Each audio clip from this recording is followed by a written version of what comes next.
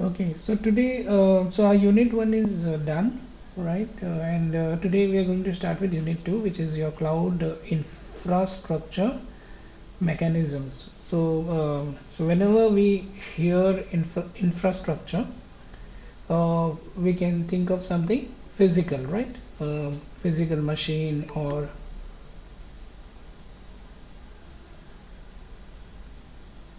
okay, infrastructure means some physical machine or physical network, and physical storage like your hard disk, is a part of your infrastructure. So cloud provides you all this physical infrastructure, and it uses a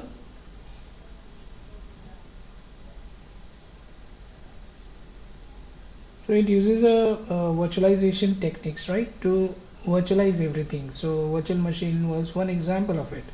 So these are all mechanisms, how they provide the infrastructure. Sometimes they may give you direct access to the physical machine, and sometimes they may not give you direct access to the physical machine. They may give you a virtual machine. So when we say mechanism, what does it refers to? It refers to the techniques, okay, that are used to solve something. So what is the techniques used in cloud computing? So cloud computing mechanism would include all such techniques that is used to enable cloud computing. So using some mechanics, you are running your cloud. We already know about the technologies that are used, and so in in your syllabus, there are four areas, four areas as far as mechanisms are concerned. So one of them is cloud security mechanism, right at the bottom. This is what we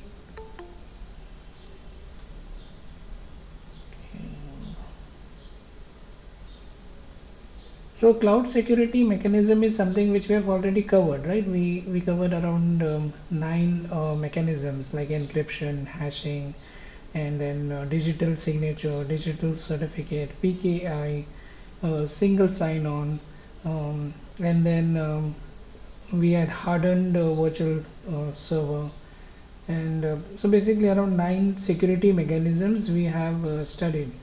So now we are so there are three other areas of mechanisms in your syllabus. One is your infrastructure mechanism, second is your specialized cloud mechanism, and third is your cloud management mechanism.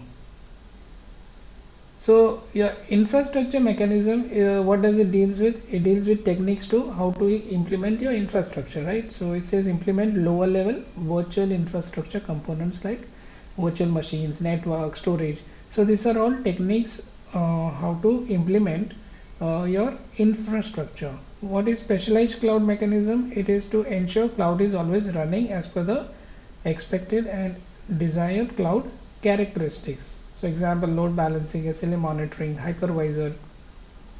So specialized cloud mechanism, they run on the top of cloud infrastructure mechanism, right? So you first need to make sure your infrastructure is ready. On the top of this, you can do a lot of things, like you can manage all these virtual machines. So there may be 100 virtual machines, there may be 100 TB of storage. How do you manage all this? So that's why specialized cloud mechanisms are used. And then on the top of this, you require some kind of a software, right? Software to create your, give you a customer account. So whenever you go to AWS, there is a website, right? Website is your front end, and that is used to manage your account, your billing, your they report you what services are you using on AWS, how much have you used. All this area is one different area of cloud management which deals directly with the customer, right? So those aspects come in cloud management mechanisms. And cloud security mechanism are all security techniques to keep the cloud secure. So we have already done cloud security, and but if you notice um, this diagram shows you that at the right bottom there is cloud infrastructure mechanism. So everything begins at the bottom using this cloud infrastructure mechanism. This is where your physical machines and virtual machines come. After this, on the top of this, you manage your infrastructure using specialized cloud mechanism, and above this you have cloud management mechanism, which kind of creates all these tools to manage your cloud mechanisms and your infrastructure basically, and provide a user interface to the cloud consumer, right? So now if you notice, cloud security mechanisms is applied at every level. So at the infrastructure level, there are hardware security, virtual machine security. Then specialized cloud mechanism also, there will be some level of security. Cloud management mechanism, if you're sending the data back and forth between the cloud consumer and cloud provider, then you need to apply security, right? The most basic security that you need to apply is encryption, which is your HTTPS SSL over the internet. So cloud security mechanism is used in all other types of cloud computing mechanisms. So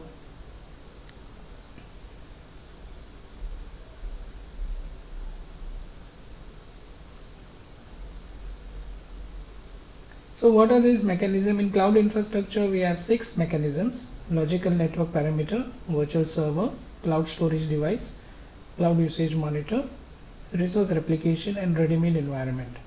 So there could be questions on explain the logical network parameter, or explain the two or any two cloud infrastructure mechanism. Some that kind of questions can come up. So you need to understand what these infrastructure mechanisms are. Then in specialized cloud mechanisms, you are having 1, 2, 3, 4, 5, 6, 7, 8, 9, 10 mechanisms that we cover. So some of these terms you have already heard a lot of time. We have spoken about scaling. We have spoken about load balancing. We have heard about hypervisor. So some of these terms we have already heard about, and we already know about these mechanisms. So, but then these are the 10 specialized cloud mechanisms: automated scaling listener, load balancer, SLA monitor, pay-per-use monitor, audit monitor, failover system, hypervisor, resource cluster, multi-device broker, and state management database.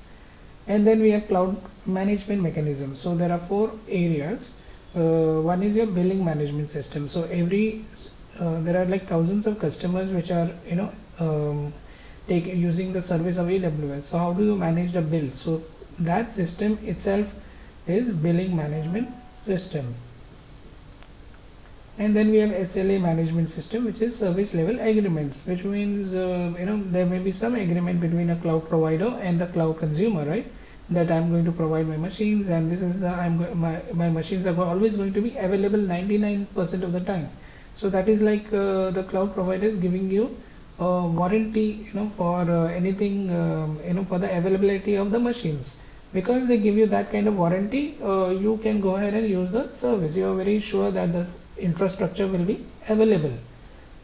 So all this management of all the SLA, whatever you agree, what is a service level, what is a service level, which 99 level, is it at the 99% availability, 80%, that is your service level, right? What kind of level of service are we going to get? And that is an agreement that they create in between the cloud provider and the cloud consumer.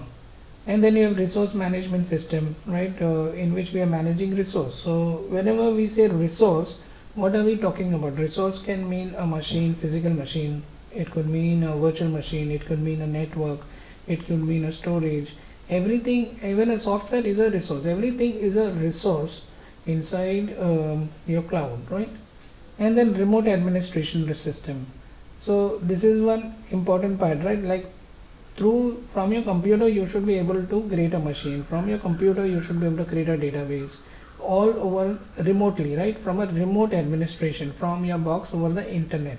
And that is the power of cloud. From anywhere you can start a office of 10 computers, and you can start those machines. You can create 10 databases on the cloud, all from from your house using a simple internet. So then you get a dashboard of what all services you're using, right?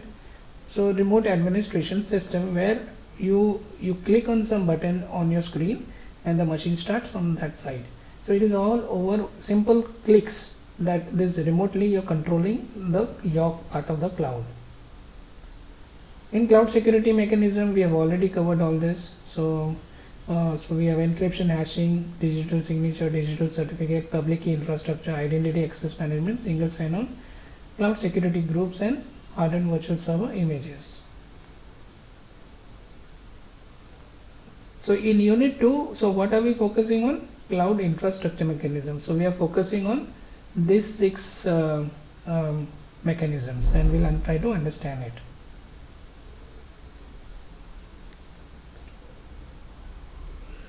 So it says cloud infrastructure mechanisms are foundational building blocks of cloud environment that establish primary artifacts to form the basis of fundamental cloud technology architecture.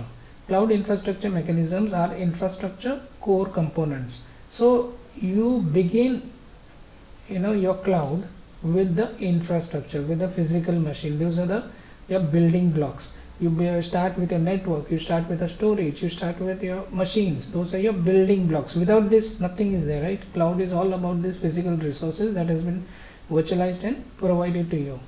So those are the foundational building blocks of cloud environments. So there are 6 cloud infrastructure core components that are common to cloud platforms. So what are these 6? Logical network parameter, virtual server, cloud storage device, cloud usage monitor, resource replication, and ready-made environment. So what is a logical network parameter? What techniques are we looking at? These are the techniques to implement what? Networks. If you say I am implementing networks in cloud, what technique can I use? I can use logical network parameter. If I want to implement machines, what technique can I use? Virtual server. If I want to implement storage in cloud, what technique should I use? Cloud storage device technique mechanism. If I want to monitor, right, monitor the usage, as I right in the beginning told you, right, whatever we create, we have to measure, how much we are using. This customer A used 10 GB of the storage space from April 1st to April 5th.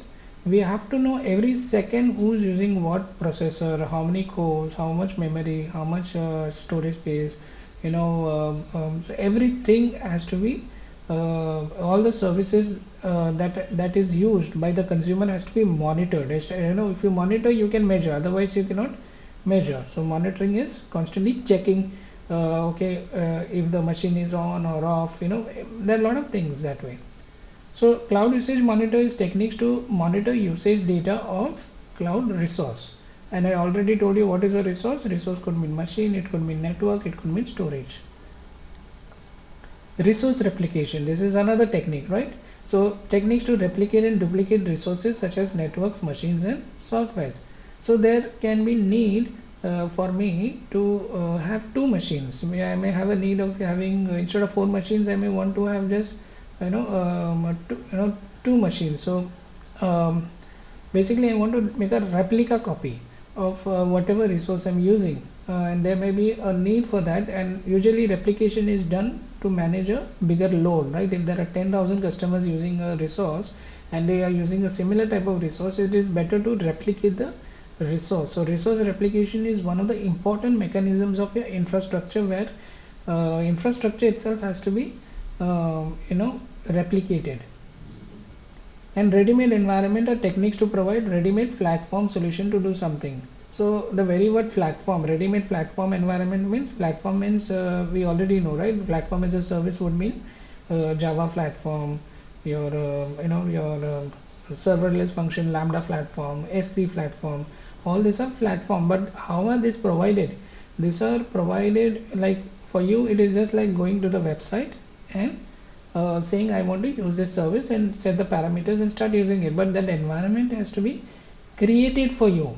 But in order to give you your specific environment, in your environment you would have had a file A and file B, or code A and code B, but initially we have to have that ready-made environment so that we can pack it and give it to you. It is like we give you the raw materials, we have a ready-made environment now to create your platform, to use the platform. So it is like using gas, right? That is like a platform on which you can cook your own food. So that gases, your gas cylinders can be given as a ready-made environment for you to cook food. So that way all type of services are provided in the type of platform. So platform is also considered partly as part of infrastructure. So but there's a slight distinction that platform runs over the infrastructure. Okay.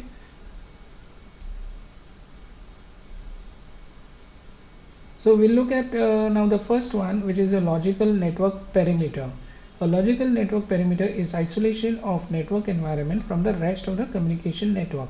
Logical network perimeter establishes a virtual network boundary that can encompass and isolate the group of related cloud resources.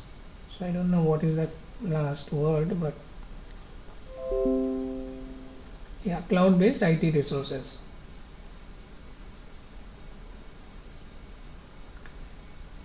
So what does this mean?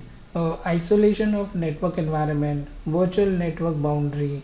How do we isolate your resources?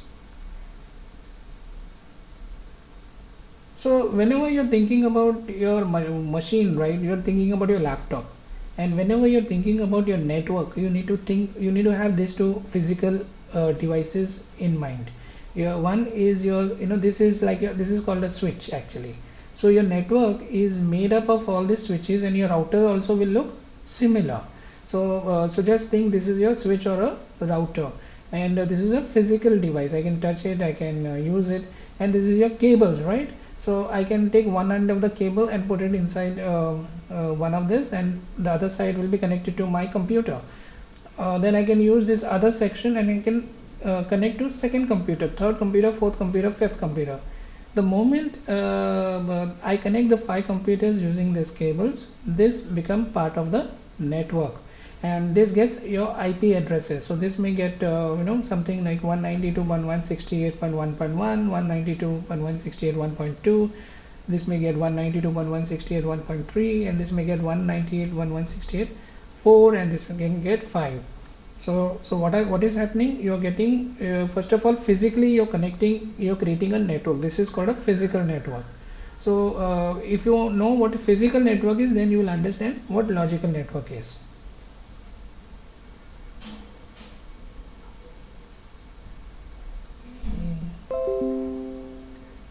So so if whenever you're dealing with networks, one of the important thing is you need to know how to create networks. Okay, so these are your entire internet is working on different type of networks, right? But at a lower level, what has been connected, all these routers, you'll find it all over the place. This one point over here, maybe your internet gateway, one of the wires is connecting to another router, another device like this, which is connected to the internet, and through that you're getting internet service, all the other 4 IP addresses. So and that internet gateway, that wire is ultimately reaching your ISP, maybe your Geo or Airtel. So all these wires are connected to each other, and they're running over different types of cables.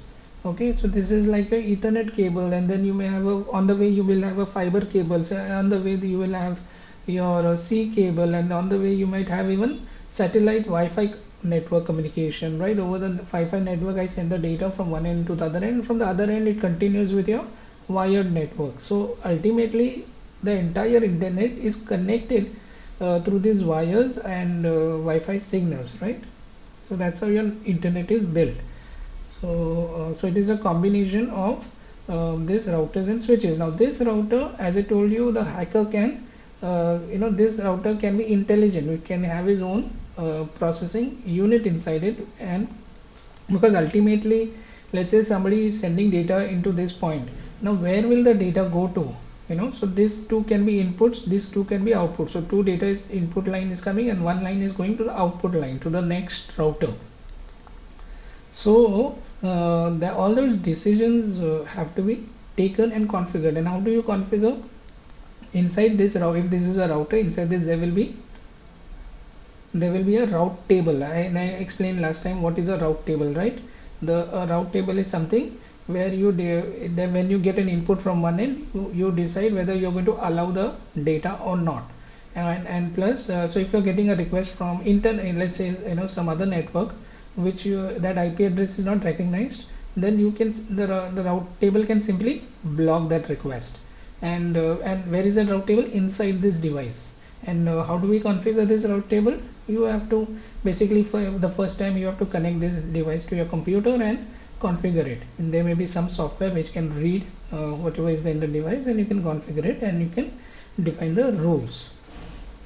So once you give router the rules, what are the rules, what to allow, what is the source and destination, your source and destination IP points, it can start functioning.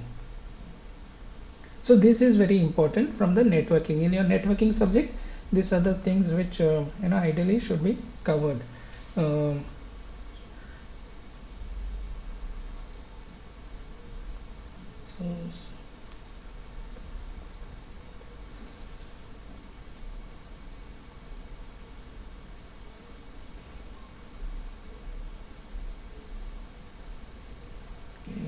So whenever we are using a cloud, we don't directly deal with the physical machine, right? So for example,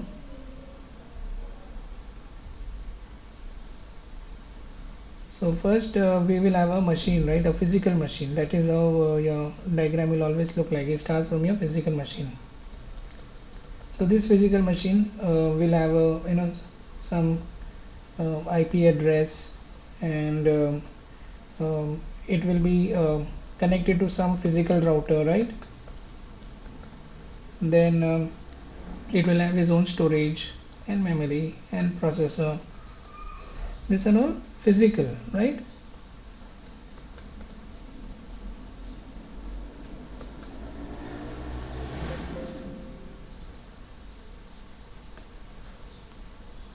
Physical processor. This processor in turn may have 2 cores, or it may have 64 cores, So whatever these resources are, ultimately it has to be shared. So nobody gets a direct access in cloud to the physical machine, right? What is done is there is some kind of a virtualization been happening. And so basically on the other end, you're using S3 service, or maybe you're using Lambda service, all you may be using a database service. These are all created on some platform. So let's say now this is S3 Lambda database service is a common platform. Now in this S3 you would have created my bucket 1, right? And in this database you would have created my database 1. Now the thing is, this is running on this physical machine, but how do you protect that?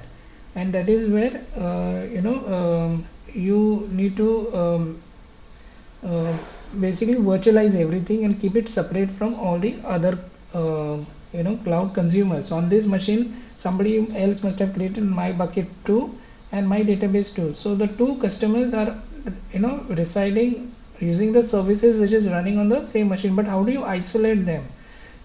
Are they going to be connected to the same physical router? With say this physical router may have 128 network points. Is everybody going to have direct access to the network points? If this person has access to this network point, he can maybe disrupt your other network points also. So giving direct access never makes sense, and that is where your virtualization comes into play. So when you have to virtualize, you're not talking only about machine virtualization, you're talking about everything. You're talking about your processor virtualization, memory virtualization. So when we have to give the cores, I may give only 2 cores to this customer, and I may just give maybe 2 GB of memory, and I may just give 50 GB of hard disk, right, of storage. So this is a memory. But at the same time, I may give him a private network, a virtual private network, which which may be which this virtual private network is built using these routers only, but it is virtualized. So whenever you're creating a virtual machine, you're getting a new IP address, right? So it is all virtualized, and So how do we do? So this is where the first thing is we need to isolate it. That is the first thing, right? This network that is we have created, it has to be, it has to create a boundary for this customer, right? All these services, everything, it has to be within the boundary, right? Using that network. This network is running on this same machine, and there is another network which is running on this machine. That means even though I have a single physical router, right, I might be able to create two networks. So how this is done? So this could so important thing is, first of all, this is a logical network perimeter.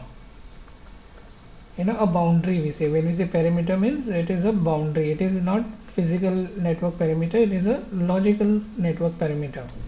And this is where you need to understand.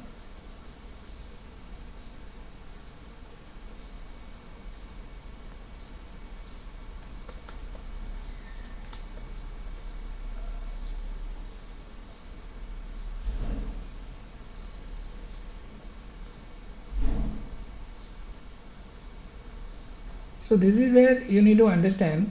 So can I take this diagram? Oops, very big.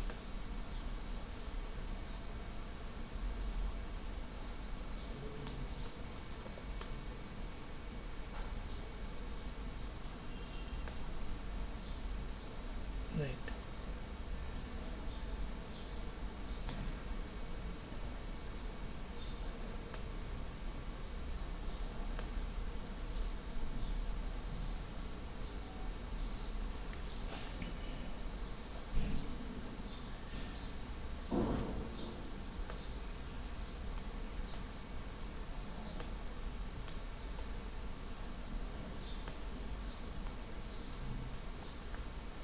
So these are the 4 points. Okay, so let me, so have this in mind first of all, and what you need to understand is virtual LANs. That is how your networks are virtualized. So this is a networking subject ideally, and you need to know what virtual LANs are ideally, but I'm just going to give you an idea. So this is your router, right? And these are your network points, whatever you're seeing on the left hand side, 1 2 3 and 4. And I gave you an example where if I want to connect two computers, then I can have one computer here, I can have one computer here, and they will um, be part of the same network. Now here in your if you do this physically, then this will may get, let's say, 192 point something something dot 1, and this may get 192 dot something something dot 5. So these two computers are part of the same network, and you may be customer A, and this fellow must be customer B. So I don't want B to know that you are on the network, and that is where your virtual LANs come into place.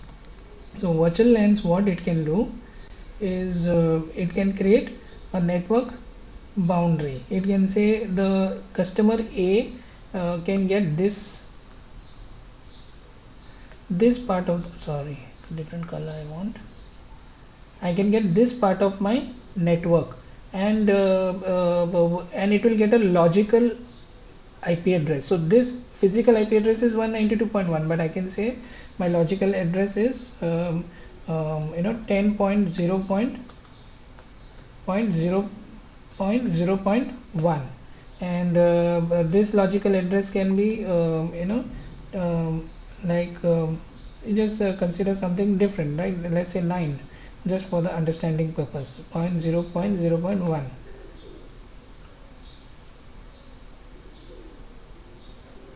So this fellow is part of the different network. So first of all, your IP addresses are not matching with your physical address, means your logical IP address is different from your physical IP address. And so this is one part, this is where your networks, they are virtualized. Even though these two networks are part of the same physical network, they are virtually two different networks. and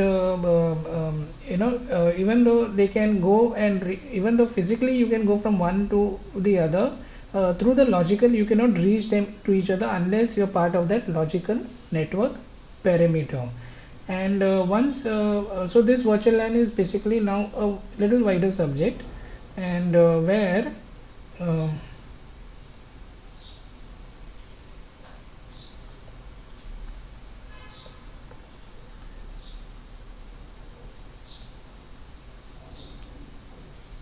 where now you can so let's say you have one router here, one router here, one router here, and one router here, and you know have your network points, maybe 128 router or whatever your router is. So let me copy this part.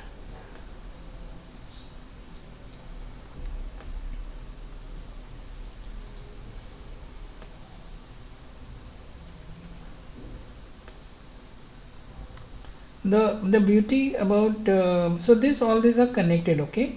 So as I told you, the cable is running from, so that cable is connected, give me a different color, red, okay.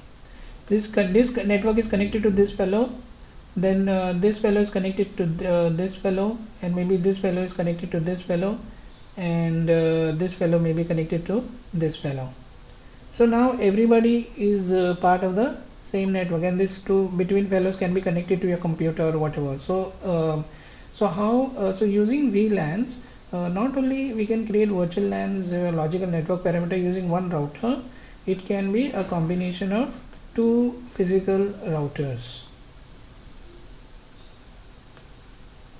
So this can be your logical parameter, and this could be your logical parameter.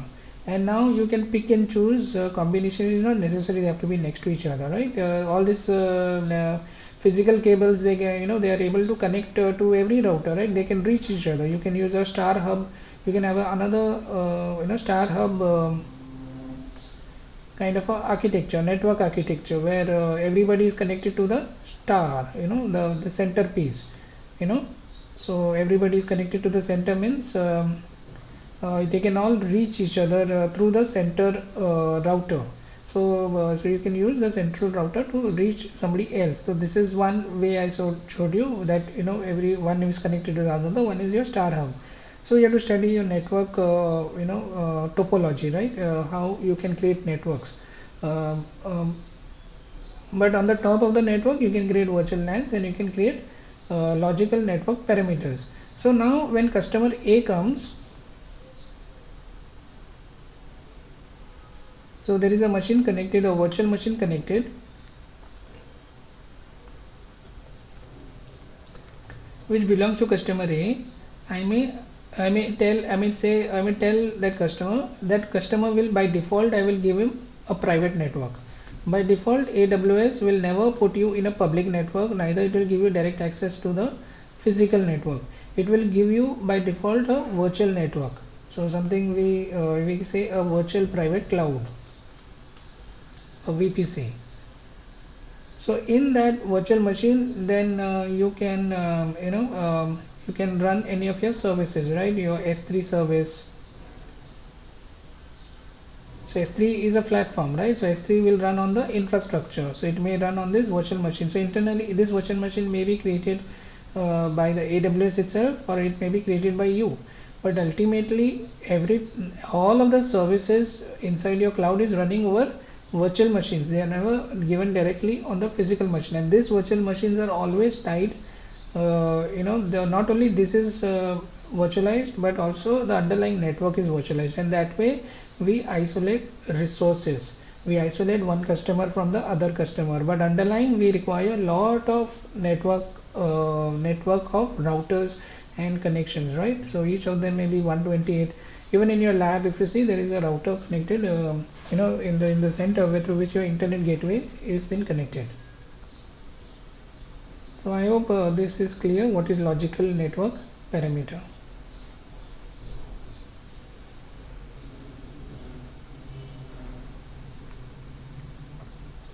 So why implement logical network parameter is to isolate IT resources in a cloud from a non-authorized users, right? Who is an authorized user, who is a non-authorized user? I isolate IT resources in a cloud from non-users. So a non-user can be your AWS employee, right? Even you have to isolate your AWS employee because it can be an insider, right? He can be a malicious insider. He should not be able to see what you're doing, even though he is an employee. So he's a non-user exactly. So then isolate IT resources in the cloud from cloud consumers. So even if there are users, one user has to be protected from the other user. So that isolation also has to be done. And also to control the bandwidth that is available to isolate IT resources, right? So bandwidth would mean diagram I've removed, right? So diagram would mean in this point I will give him a high speed data, and in this another point I will control how much bandwidth. So I may have 4 customers connecting to these points, and I will control the bandwidth, means how much network speed and how much data I'm giving, or network speed I'm giving to each customer. So that control point is better handled. If you have defined a logical network, then you can say logical network A will get 100 Mbps, logical network B will get 50 Mbps, right? So we can control and manage little easily. So how is logical network parameter implemented? Logical network parameters are typically established via network devices, which I told you, right? Network devices would mean routers and switches that supply and control the connectivity of a data center. In your data center is a mesh of it is not a mesh, something, it is a mesh, okay, MESH, mesh of network of computers and network devices, everything like 10,000 50,000 pieces are there, they're all connected, and there will be a duplicate replica data center and building just next to it.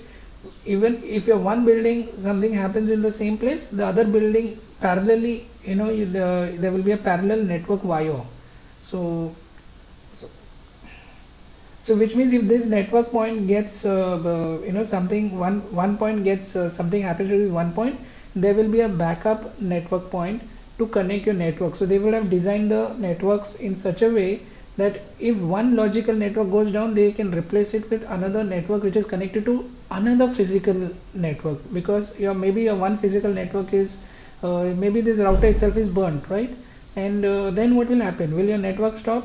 No. If this router gets burned or something, there will be immediately a switch to another router using the same configuration and security. So logical network parameter is commonly deployed as virtualized IT environments such as virtual firewall and virtual network. So already I told you what is firewall used for. Firewall is used to decide who can access me and who cannot access me. If I so that kind of rules can be defined in firewall. And virtual firewall, virtual firewall works on top of virtual network. Firewall works directly on a physical machine, right, on your physical IP addresses. But who's going to control the networks on the virtual level? On the virtual level, nothing is real, right? Exactly, because the physical machine is getting IP address 192.168 something, but your logical IP address you're getting is 10 point something. So somebody has to control that part of the network, and that is where virtual firewall comes into place. So this is the symbol that is used on the left hand side. If you see this symbol, it means this is a firewall. It is controlling the flow of who can come in and who can go out. This is like a door. And virtual network, if you see, this looks like a router with all the network points. Oh yeah, so there are 1 2 3 4 5 6 7 and 14 points. So usually there is one router can have 128 and maybe more also. So that in case if you want to get into networks, then you have to deal with, you can find out what are the maximum number of network points per router. A logical network parameter, virtual firewall IP resources that actively filters network traffic to and fro from isolated networks such as virtual network while controlling its interactions with the internet, right? So one is inside your cloud there are a lot of virtual networks, logical networks, right? Plus some of these networks are allowed to go on the internet using a public IP address. So what is public IP address? That is maybe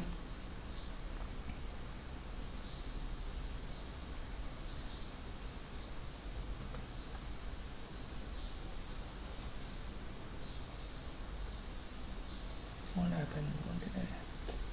Hold on.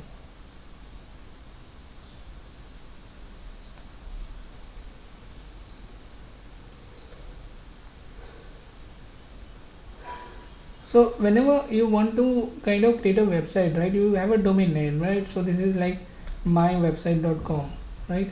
Now mywebsite.com is running on mybox over here, right? Now can anyone access this website? The answer is no, because this will get an IP address, some IP address, which is, let's say, if it is a DHCP, it will randomly get new IP address every time it starts the machine, something like this. This fellow, this IP address is not reachable. Nobody can know your website even though you have created your website on this box. This whatever this IP addresses are, you have to take a valid IP address. Maybe this is a valid IP address which can be given to a domain, any domain, let's say. So this IP address definitely has to be registered, right? So somewhere there is a DNS, domain name service, which will have is nothing but a database kind of stuff, which will have this kind of an entry, right? And this will say my website.com. This should be there in the DNS database. Anyone who types you cannot go directly like this, right? You have to know the route, right? Which routers to connect to, where is this IP address, which is part of which network.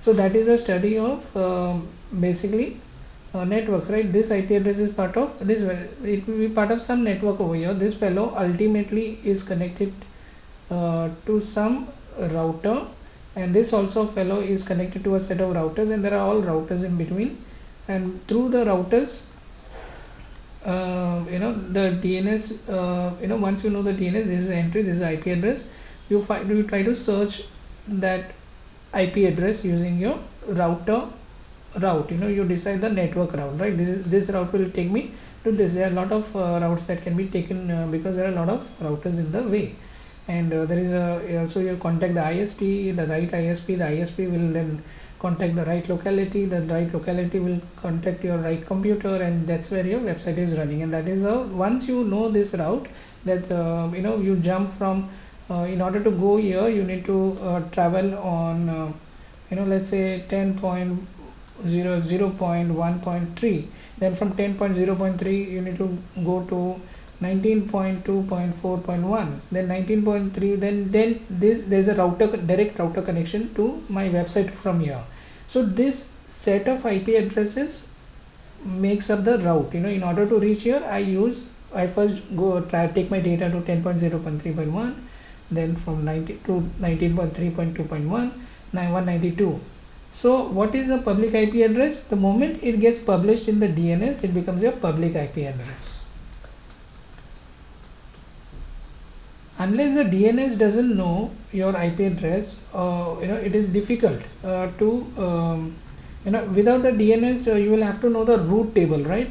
So your I think some of the private browsers like Tor browsers, they are creating a route. They study the entire route map, and they say, okay, if I go from this router to another router, then I can reach the third router which I'm looking for.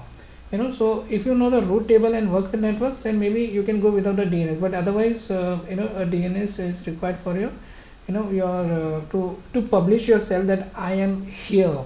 And this fellow, with the help of all networking devices and algorithms, and your network will reach you. So unless you publish this, you cannot be reached. And this IP address, public IP address, it has to be in a particular range. So certain set of addresses may be allowed as a public IP address. So so that is how that is what is public IP address. Till the point your address is not public, nobody can reach you. Your address is still private to you, and it is in your private network. If somebody has to reach you as a public IP address, then you have to have an internet gateway, right? I told you this fellow, your computer should be able to connect to a router which has an internet gateway, which means somebody from outside world can connect to your box. If your computer is not connected to the internet, then definitely it cannot be nobody can reach your computer, right? So and secondly, your IP address should be public. So that is what public IP addresses are. So whenever on cloud we say we want a certain resource, so anything like a database, if you want to access it over the internet, that particular database, it needs to be mapped to a public IP address. So that kind of questions, the cloud may ask you, do you want to public, what do you want this publicly accessible? And this kind of public IP addresses are provided by cloud as elastic IP address, which can be it's called elastic because it can be assigned, you can purchase this IP address from AWS and use it on any machine. That is why it is called elastic.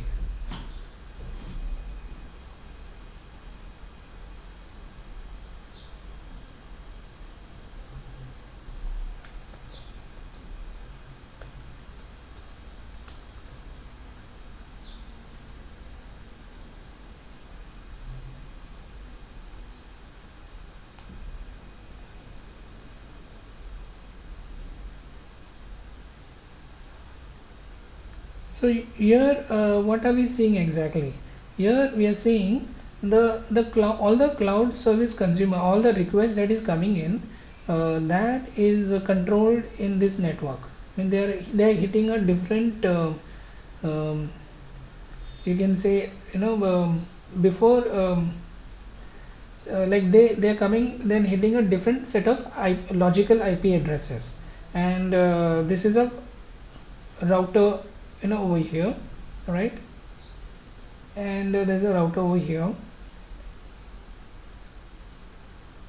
Did I miss?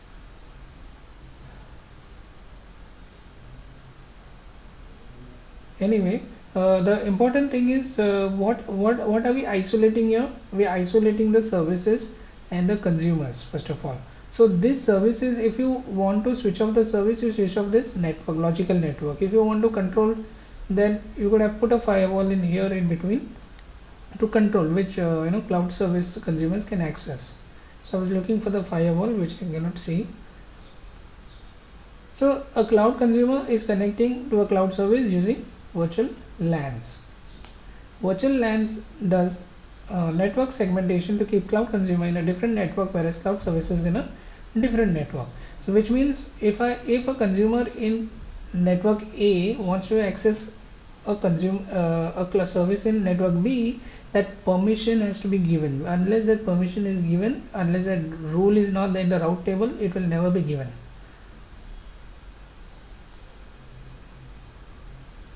So that was all about logical network parameter.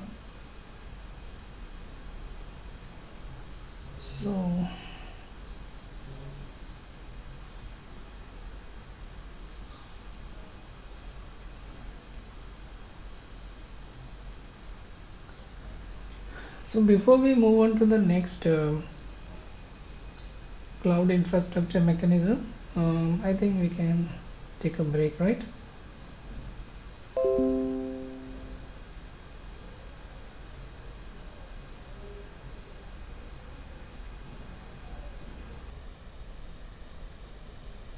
Okay.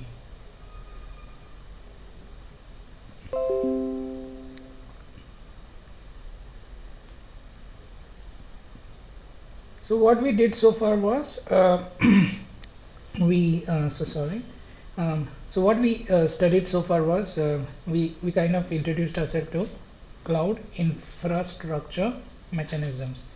So infrastructure, whenever we think of infrastructure, think about machines, think about networks, think about storage, think about processor, right? These are all your infrastructure. On the top of this, you start installing your software. Infrastructure is kind of a hardware, and hardware virtualization is what we looked into, right? So we looked at logical network parameter. So the entire cloud world is divided into private networks, private logical network parameters, where the services of the cloud consumers are running.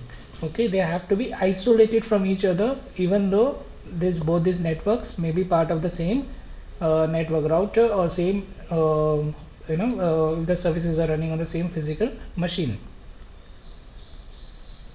we come to the next mechanism, which is your virtual server, which is nothing but your virtual machines, right? We have already seen this technique, this technology, so it is not something new for us. So what you're seeing here is there are two physical machines, so definitely they may be most likely connected through some physical network, and but at the same time this physical machine has created two virtual servers, and this second machine has created one virtual server. So you see a dotted line over here, which kind of indicates this is not a real machine. It is created out of this machine. So there may be 128 cores in the inside the processor of this machine, but two cores would have been given to this machine, and two cores would have been given to this machine, and two cores maybe, or four cores maybe you have given to this machine. So if it is a compute intensive virtual machine instance that you've created, so there are different types of instances, right? So some instances want more memory, some instances want more processor, so you have to decide which type of instance do you want. So this is a virtual this is a virtual server instance, so we are creating an instance of this, and that instance may get more memory or it may get less memory, depending on what type of machine you have requested. But ultimately everything, the whatever is there in the plate comes from this underlying physical machine. If this physical machine has 1 terabyte, then that is the maximum you can share. So virtual servers is nothing but is a virtualization software that emulates a physical server. So it's an emulation of a server, machine, where there is an operating system, where there is a regular softwares, but they're operating in a virtualized, isolated environment. Virtual servers are used by cloud providers to share the same physical server with multiple cloud consumers by providing cloud consumers with individual virtual server instances. So this would mean that this virtual machine may be belonging to me. The other virtual machine on the same box may be belonging to you. But to whom does this physical machine belong to? The physical machine belongs to the cloud, right? So between the cloud and between your virtual machine, there is a shared responsibility. Cloud will say, I am responsible for this physical infrastructure, but you are responsible to make sure that you ensure that it is your virtual machine, you are not sharing your private and public keys to access this virtual machine, right? Otherwise somebody can access your virtual machine and do anything with that virtual machine, right? Can delete anything. So virtual machine ideally would become your responsibility, but the physical machine, and if this virtual machine gets destroyed, nothing goes wrong for this physical machine. Your physical infrastructure is still protected. For AWS they'll say, oh no, it's okay. Ultimately virtual server is just a software. If that software piece is deleted, it's okay, because my physical machine is still lying over here, and I can, even if it is destroyed, I can create a replica of it, and that is what we spoke about, right? The replica technique. So the virtual server, but at this level what we are talking about is just virtual server, where virtual servers can be created from physical machine, and different virtual servers belonging to different cloud consumers can be residing on the same physical machine. The virtual server is also referred to as virtual machine or virtual instance. As a commodity mechanism, the virtual server represents the most foundational. Okay, just hold on, a very important call came through.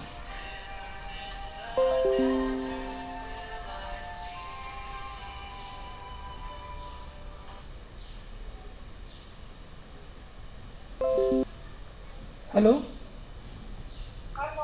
हाँ रजिता, हाँ तो कैसे हो? अरे मेरा office का ना call चालू था तभी। हाँ actually I need to talk something important. हाँ बोलो। Like I'm teaching the students, no? तो हाँ हाँ हाँ हाँ, तो उसके like I am doing something for them, in the sense एक प्रोग्राम चालू किया है उनको, क्या है ना, इंटर्नशिप किधर मिल नहीं रहे ना। सो तो मैंने एक प्रोग्राम चालू किया है जिधर जिधर जिनको जिनको इंटर्नशिप नहीं मिल रहा है ना किधर भी, लाइक एंड वो इंटर्नशिप रिक्वायरमेंट है, तो उसमें क्या है, मैं एक मेंटर बेस्ड इंटर्नशिप प्रोग्राम चालू किया है मैंने। किधर एक मेंटर ना और द असाइन स्टूडेंट, मतलब देखो अगर तू this is for which colleges, like engineering colleges या क्या, मतलब कौन से कॉलेजेस के लिए बोल रहे हो? ये हमारा यूनिवर्सिटी ऑफ मुंबई में एमएससी पढ़ा रहा हूँ ना। Okay okay. हाँ, तो अच्छा, उसके लिए है। मुझे याद नहीं था। हाँ, तो मैं एमएससी पढ़ा ठीक है। रहा हूँ, हाँ तो ये ओके। हमारा होम यूनिवर्सिटी है। और अच्छा like Naveen is already on board. Naveen के अंडर 3 जन है ऑलरेडी। उसका एक मीटिंग हो गया है। तो मतलब हफ्ते में ओके सिर्फ ओके। हफ्ते में ना तेरे को कितना टाइम दे सकता है वो तू तू डिसाइड कर। जैसे 1 घंटा देना है सिर्फ तेरे को, चलेगा।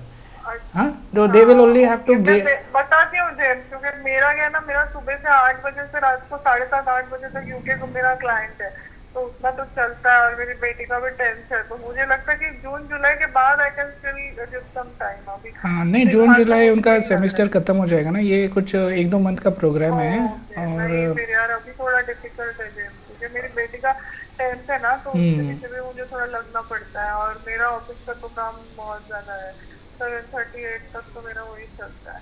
चलो नो प्रॉब्लम। अभी मैं क्या है ना, हाँ अभी मैं हाँ। लेक्चर में मिडिल में हूँ। मैंने जानबूझ के मैंने स्टॉप किया लेक्चर। मेरे को इम्पोर्टेंट लगा बात करने का आपसे। तो हाँ हाँ हाँ, हाँ, नहीं नहीं तो नहीं, आई कोई प्रॉब्लम नहीं। अगर कोई मेरे इसमें भी यहाँ पे भी किसी कोई इंटरेस्टेड रहेगा ना, तो मैं बताती हूँ हाँ, तुम्हें। बेसिकली आई एम लुकिंग मतलब फॉर मेरे फ्रेंड इंडस्ट्री। सर्कल में। हाँ, मतलब इंडस्ट्री के लोगों को मैं देख रहा हूँ जिनकी तरफ से कुछ भी हाँ हाँ, एक्सपीरियंस। आईटी वाले ही है, बहुत सारे आईटी वाले हैं मतलब मेरे फ्रेंड्स हैं, जो अगर थोड़े बहुत फ्री हो सकते हैं और इंटरेस्टेड है तो मैं बताती हूँ। Of course, great great. ठीक है, ठीक है। मैं अभी और कैसे चल रहा है जेम्स? हाँ हाँ। अभी अच्छा चल रहा है, मतलब इन द सेंस अच्छा, मतलब प्रॉब्लम्स तो वही है, but I am little better now, you know. So हाँ लाइक अभी थोड़ा मतलब मैं थोड़ा बिजी हो गया ना स्टूडेंट्स को लेके, तो काफ़ी स्टडीज़ में 24 आवर्स बिजी रहता हूँ मैं। एंड हाँ यार, good, it's always good to be engage. हाँ हाँ, तो काफ़ी सारा टॉपिक्स मेरे को खुद है ना नॉलेज मिलता है, and then I am able to help the students. And तो ऐसे बहुत सारे प्रोग्राम्स मैंने चालू किया है। एक तो मैंने AWS के ओके। साथ और पार्टनरशिप किया। एमएससी में कौन से सब्जेक्ट तुम सिखा रहे हो अभी? एमएससी मतलब अपना यूनिवर्सिटी वाला है ना? हाँ बराबर, क्लाउड कंप्यूटिंग। हाँ हाँ। अच्छा, क्लाउड हाँ, कंप्यूटिंग। तो उसमें AWS का मेरा पार्टनरशिप भी हो गया है वो कंपनी के साथ। तो वो अच्छा लोग अच्छा अच्छा लैब्स अच्छा। भी दे रहे हैं स्टूडेंट्स को free of cost. Oh great यार, सही है। एडब्ल्यूएस, वैसे एडब्ल्यूएस का अगर फ्री अकाउंट भी हमने क्रिएट किया ना, तो I think people can explore AWS का। हाँ हाँ, तो ये मतलब बेसिकली क्या है, पूरा रिसोर्सेज मिलता है एंड रेडीमेड लैब्स मिलता है कि एनवायरनमेंट रेडी करना पड़ता है ना कुछ भी। अगर आपको जैसे लोड बैलेंसिंग हाँ करना हाँ। है, ऑटो स्केलिंग करना है, तो उसका वो कॉन्फ़िगरेशन, इनिशियल कॉन्फ़िगरेशन लोग ओके तैयार ओके करके ओके, तो देते हैं। माइक्रो सर्विसेज सॉर्ट ऑफ वो भी कर रहे हो क्या? कुछ micro services micro integrate services करना में होता भी है? हम लोग कुछ एक्सपेरिमेंट्स कर रहे हैं। तो इन द हाँ सेंस कुछ हाँ। डेमो किया है, and then they are implementing some okay. Projects based on micro services also. So micro service हमारा हाँ, क्योंकि ये सब तो वो भी हम सुपर लोग यूज़ कर रहे हैं। जैसे इंटेंसिव लैम्डा होता है। सर्विस हम लोग यूज़ कर रहे हैं, API गेटवे यूज़ कर रहे हैं। तो ऐसे बहुत सारे हाँ, सर्विसेज हम लोग यूज़ कर रहे हैं जिसमें you know we are able to खुद का एक माइक्रो गुड। सर्विस प्रोडक्ट भी हम लोग लोकली प्रोजेक्ट्स में इम्प्लीमेंट कर रहे हैं। तो वो सब मतलब काफ़ी इंटरेस्टिंग प्रोजेक्ट्स कर रहा हूँ मैं। मतलब डेवॉप्स से लेके अच्छा। कंटेनर से लेके oh wow, great. With micro services, मतलब जो भी रियल अभी लेटेस्ट हो रहा है ना, तो सब कुछ। हाँ हाँ तो if you are involve and you okay. Will be part of one of such projects like you know, ऐसे। करेक्ट करेक्ट, मैं बता रही हूँ। अभी तो फिलहाल मेरा बहुत बिजी चल रहा है, मैं बताऊंगी फिर अगर जब भी फ्री हो जाऊंगी ना कभी। बट हाँ, अदरवाइज मैं दूसरे किसी को, फ्रेंड्स को बता के, उनको किसी को टाइम होगा, इंटरेस्ट होगा तो आई विल। ठीक है, नो प्रॉब्लम। ठीक है। चलो। हाँ, I am okay. I need to get back to my students of eating no, that's why. Yeah no problem. चलो, चलो, yeah take care, bye bye. Bye. Yeah you to.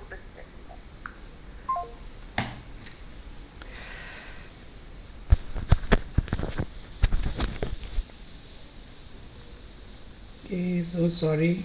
That was a call actually for. I was.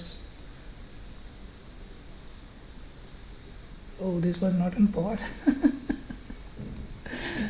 Okay. So I was just basically looking out for internship opportunities for some students. I'm contacting some of my friends for that. Okay. So let's continue.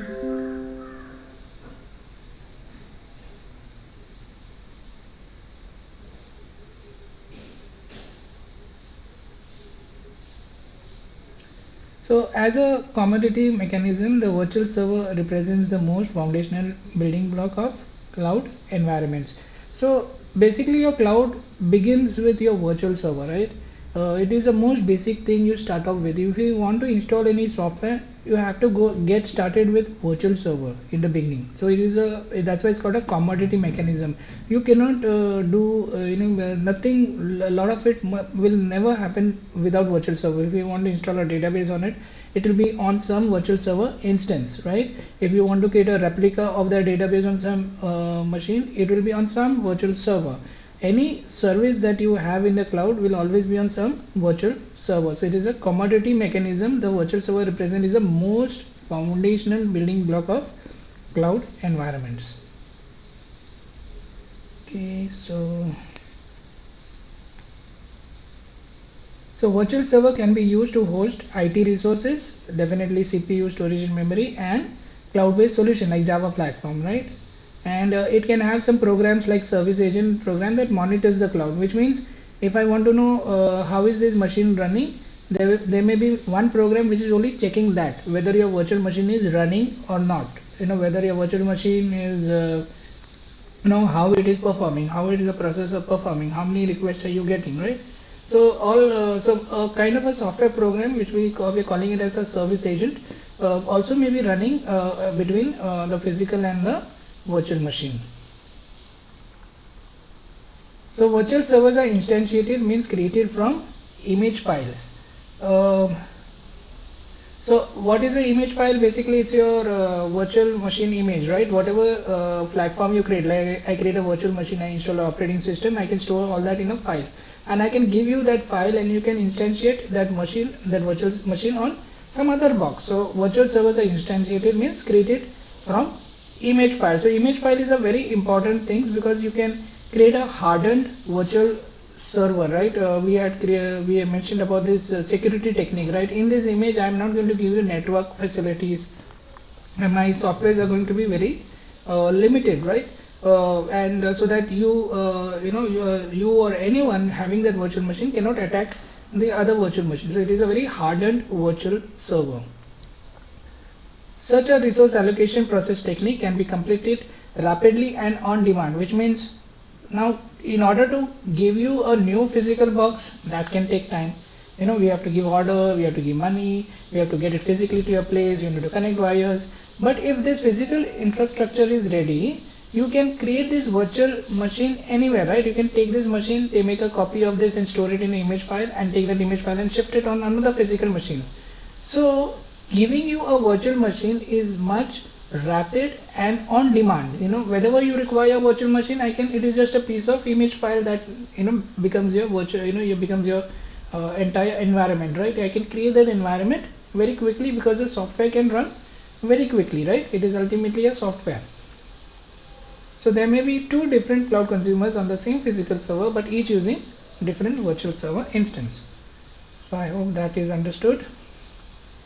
Cloud consumers that install or lease virtual servers can customize the environment independently from the other cloud consumers that may be using virtual servers hosted by the same underlying physical machine, maybe a physical whatever server. So basically it's saying cloud consumer A can come and create a virtual machine which has Ubuntu. Cloud consumer B can come and on the same machine can install Windows. Maybe on some other box, they may be using not Ubuntu but maybe using Fedora, a different type of Unix, right? So one can install different softwares on different machine. Maybe one server is a file server, other server is a web server, and one server is just basically your maybe virtual machine to run some platform like Java program. So permissions can be granted to multiple cloud consumers accounts to access a single virtual server. So even though there is one server, there are multiple cloud service consumers. There may be 2 or 3 accounts accessing the same virtual machine. So cloud service B, you can see it is coming with an arrow mark in, and it is accessing a cloud service, and then ultimately the cloud service is running on a virtual machine which is created from a physical machine. On the other end, somebody on the back end, cloud service consumer A, he may be your admin of your website, right? You may be the developer of this website, or you may be your customer of the website. On the other hand, there is an admin over here. So admin has direct access to your machine, right? He can configure anything, right? He wants to stop the website, he wants to start the website. So some cloud consumers will have direct access to the virtual server, but it does not have direct access to the physical server unless the cloud service consumer has requested for a dedicated instance. Means dedicated instance means this entire server is for me. I will create 100 virtual machines on that. It will be all belonging to me. Nobody else can dwell on this. Okay, so that is what, if you're going for dedicated instance, it will be more costly. So in the figure we see hypervisor software create and manage one or more virtual server software, whereas virtual infrastructure management software manages one or more hypervisors. So we already know that in order to create a virtual machine, we need a software like VirtualBox, right? VirtualBox, Hyper-V, Zen, then VMware, right? What are these? These are hypervisors. But let's say you want to manage now, you want to take this machine from physical machine A. This is a virtual machine, there's a machine created on physical machine A, and you want to shift it to B. Now there are two hypervisors involved in this. That means if I want to shift my virtual machine to your box, my virtual box should be able to talk to your virtual box. My hypervisor should be able to talk to your hypervisor. So who can do that? That can be done by virtual infrastructure management software. The hypervisor controls the operating system. The physical machine controls the hypervisor. The hypervisor controls the virtual machine, and the network of all hypervisors is controlled by virtual infrastructure management. So in case if there is any movement to be done, one machine has to be shifted to another machine, or whatever, you want to scale the machine on on physical machine A, you want to add 4 machines, you want to remove 2 machines from hypervisor, who can help you coordinate all that? You can send a command to VIM, which is also a part of virtualization platform. So this is a new term we are introducing this time in semester 4. So far we have known hypervisors and virtual machines and physical machines. Virtual infrastructure management is a software that controls hypervisors. Hypervisor is a software that controls virtual machines. Okay. So that is all about virtual server.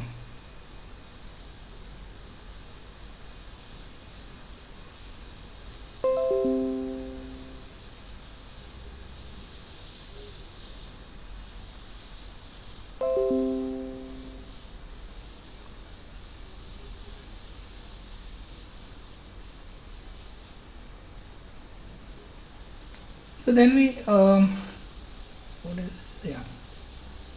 so now we move to the so far what we have covered, networks and machines. Now we are coming to storage. So as I told you, infrastructure is all about machines, networks, storage, something at the infrastructure level. So what is storage? Storage is nothing like, something like a hard disk is a storage, right? It is a permanent storage where whatever files you have, whatever database you have, whatever software you have, anything and everything has to be stored on a storage device. So what is this mechanism? But the thing is, the question is, how do you manage if you have thousands and 10,000s of customers, and each customer is taking 50 GB, we are looking at 50,000 let's say GB of data, then we are looking at 50 terabytes and terabytes and petabytes and zettabytes. That much storage has to be provided. So what is the techniques are we going to use to provide storages? That is what this mechanism is all about. So the cloud storage device mechanism represents storage devices that are designed specifically for cloud-based provisioning. Now when we say it is designed for cloud-based provisioning, definitely it means that I cannot give separate hard disk, buy a separate hard disk for customer A, separate hard disk for customer B. No, it will not work that way. The storage itself has to be virtualized. I'll give one network of storage. So let me draw a simple diagram.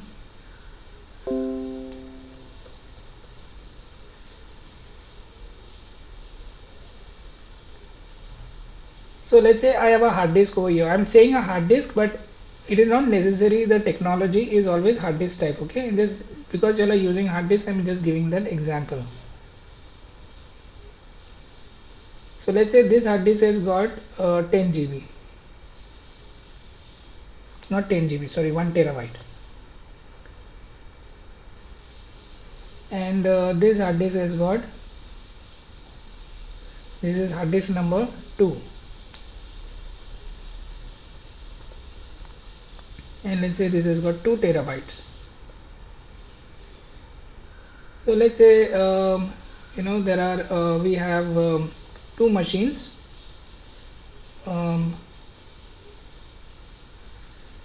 which is like virtual machine 1 and virtual machine 2.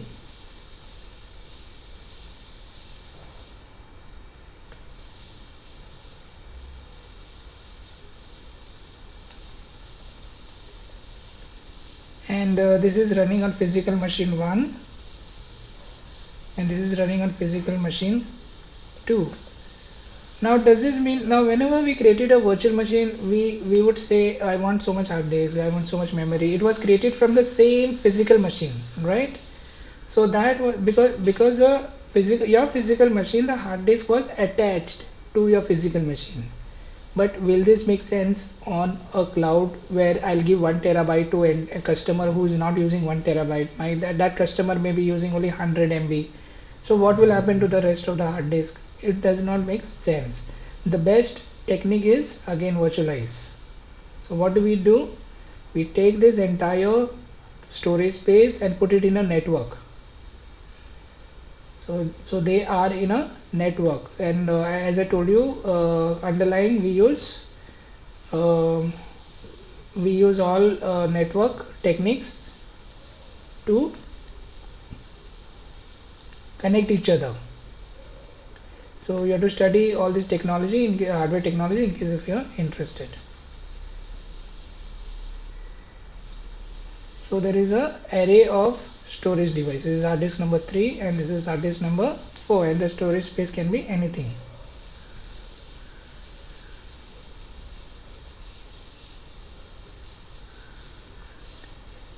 Right? And then whenever you want storage, you just tell this fellow what is the size of the storage you want.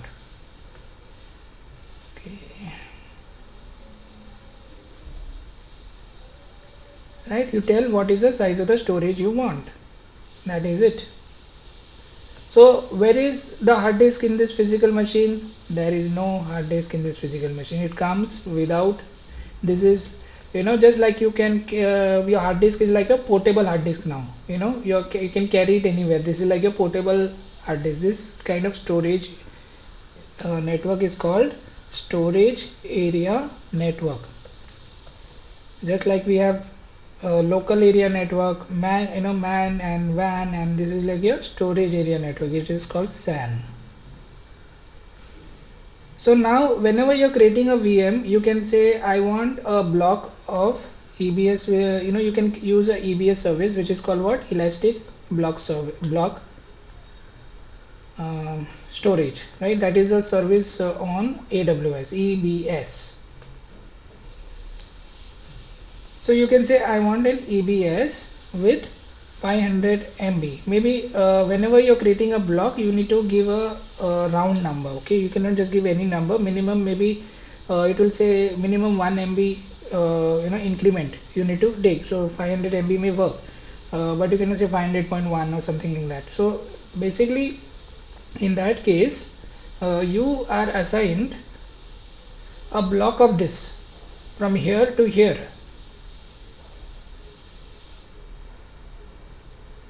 And this becomes your hard disk now, and this virtual machine is connected to this 500 MB on this particular hard disk.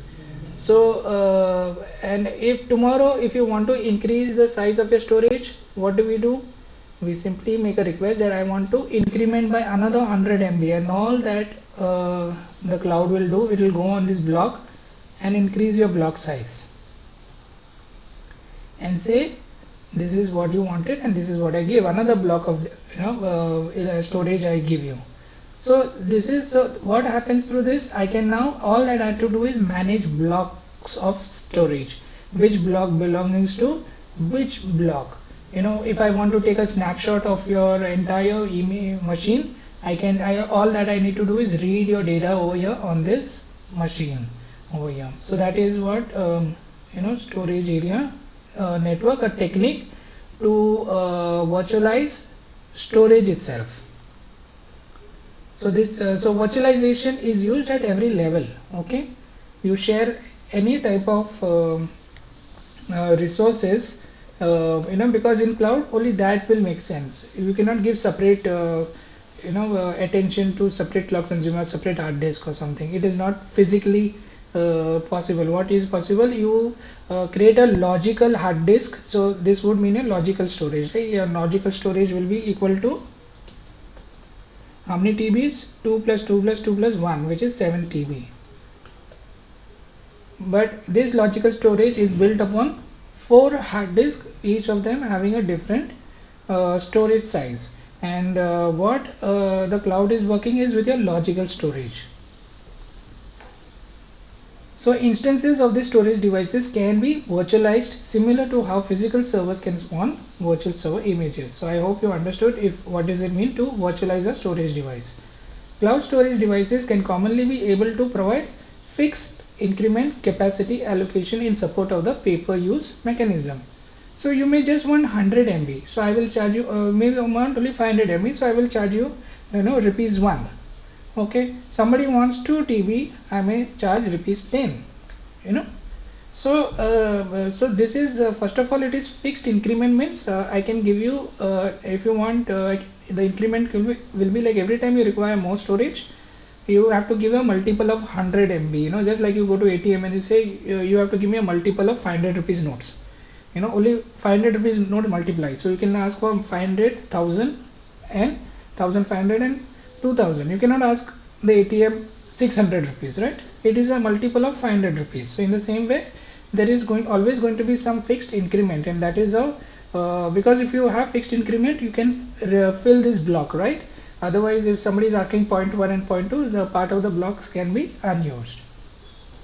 So it is a pay per use, right? So this virtual machine is using only this much, I charge only that much. So it is a pay per use technique. So cloud storage devices are commonly able to provide fixed increment capacity allocation in the support of pay per use mechanism. Cloud storage devices can be exposed from remote access via cloud storage services. So what does this mean?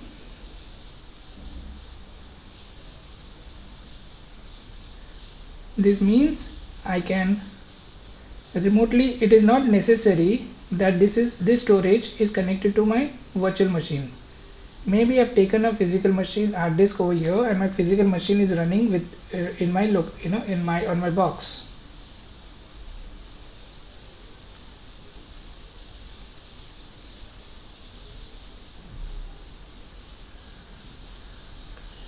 And this physical machine, this is my laptop which is with me. I will have a hard disk already attached to it.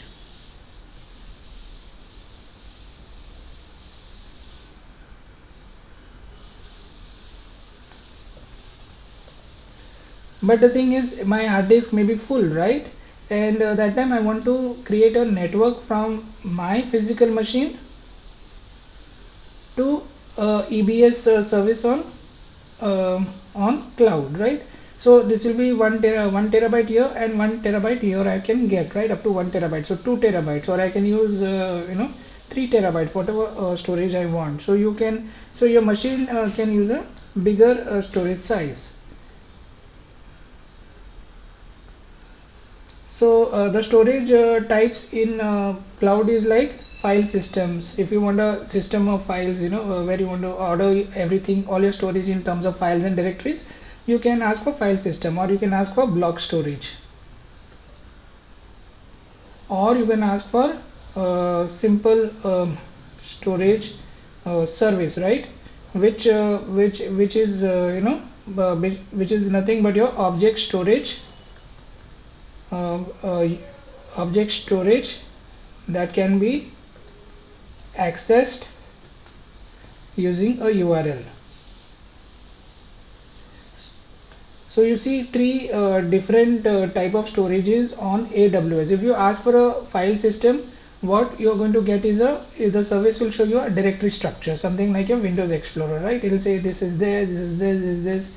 If you say block is at a very low level hardware, right? It is at a very low level, but file system is built on the top of your physical storages. Okay, so that is your file system is not exactly it is a software that is used to organize your files on that is residing on your hard disk, a physical storage.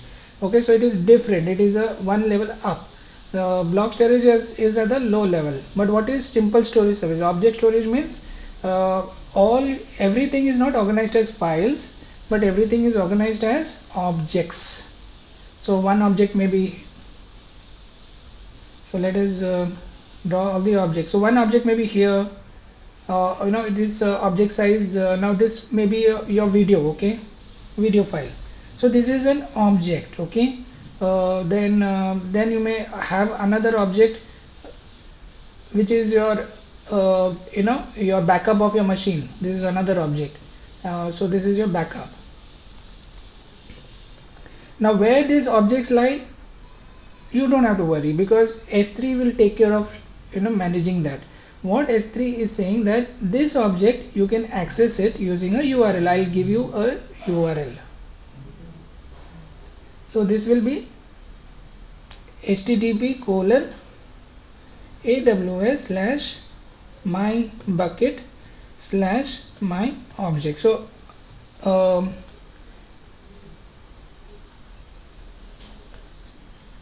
So simple storage service, they organize objects into buckets. Means they tell you just like you have files and directories, you have buckets and objects. So in this object I can put 1 terabyte of data, 2 terabyte of data, depending on the type of bucket. Every bucket will be given permissions, just like a file system, you're giving permissions to each folder, or who can access the folder. You are giving permissions to the buckets also, which bucket is public, which bucket is private, and in that bucket, what is that? Objects. Your objects may be any data files, okay.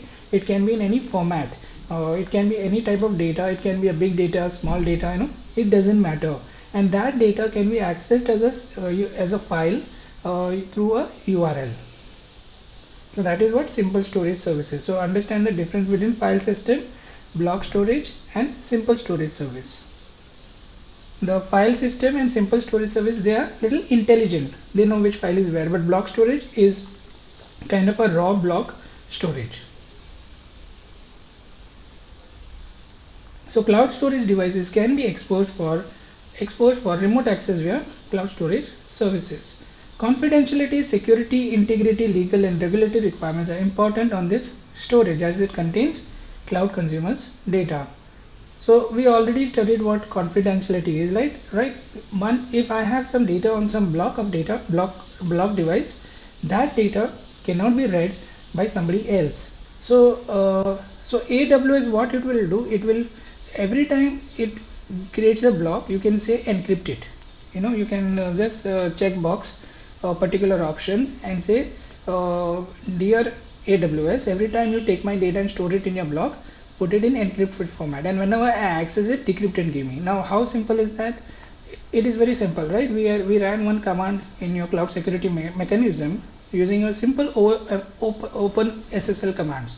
So the entire block is always in the encrypted format. So if anybody can anyone read whatever is there in that, even if it is an employee? No, because you have clearly mentioned that before it reaches a hard disk, it has been encrypted, and while it is on your machine and with a proper account is looking at it, it should be decrypted. So it is confidential. And so we have studied about encryption and integrity, right, where the data cannot be modified. The integrity is like somebody else should not be able to modify my data, I should be able to know. So what will I do? In order to know that this encryption, I will run it using a hashing. If the hash of this data on this block is not matching, I will know somebody has modified the data, and that way I will know that this data, so basically I will have a backup of my data, which I will replace it in case if this data is corrupted for any reason. But nobody can actually read the data, because it is not only encrypted, but it can be hashed also if required.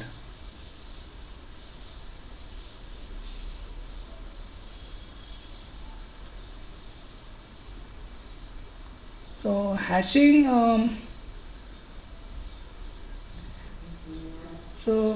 just remember, if it is if you're performing a hashing, it will always be on a separate copy, because if you hash your original version, then you cannot decrypt it. So it is your original version only has to be in encrypted format.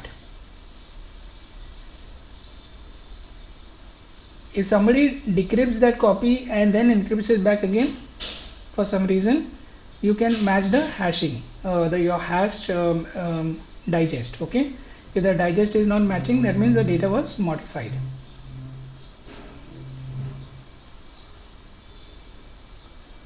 So legal and regulatory requirements may be that maybe this data belongs to the government, maybe this data belongs to a financial organization, like let's say Bank of India, right? So whenever we are dealing with data, there is also a legal and regulatory requirements that this data should be inside India territory or inside Mumbai territory, right? So all those, so this, when if you're having that kind of requirement, then this block cannot be created in America, right? It has to be created in India, if that is a regulatory compliance rule. Storages are wide area network based and not land based. So land based would mean something that way which is there in your lab, which is your like a local area network. Wide area network would mean there are you are creating a network of storage which is spanning a very big area, like let's say Mumbai plus Pune. So part of the storage, part of this SAN network might be, you may be having a WAN of SANs, wide area network of multiple SANs, and everything will be logically, exposed to you as a single logical storage from the Mumbai region. So cloud storage device mechanisms are also accessible by cloud-based API, also known as cloud interface. What is a cloud interface? Okay, nothing is added.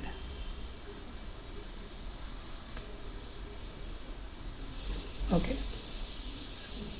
so cloud-based API could be that you go on your AWS management console, and there is a you can call a function.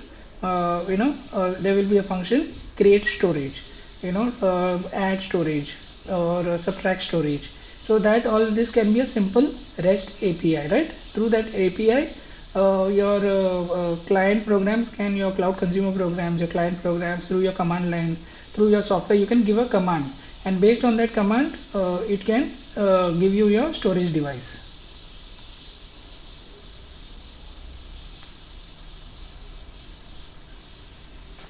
So as I told you, right, cloud storage device can be files, can be blocks, can be data sets, can be objects, right? So we already discussed these three, and in data sets is nothing but you may have your data can be also in your relational database or your NoSQL database, right? Like let's say JSON or something. So data is stored either as files, either inside blocks, either as objects that can be accessed by URL, or either in the database. Only these four areas are possible.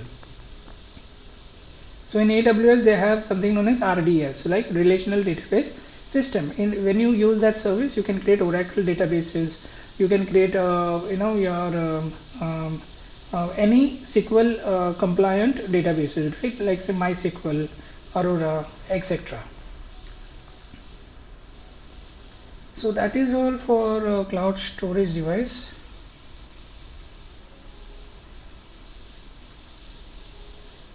So